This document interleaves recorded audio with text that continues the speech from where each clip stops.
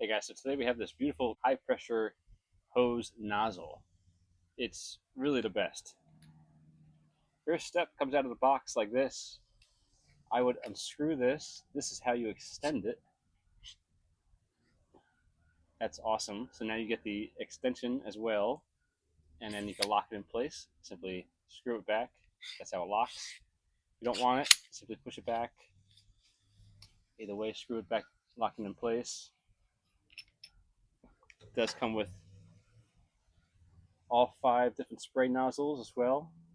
Also comes with a dual head spray nozzle, which is a fantastic little option. Connect it, pull this back, push it in, and it pops in place. Attach this to the hose, turn it on, turn it off, right by here. It's very nice. You can adjust the power too by this.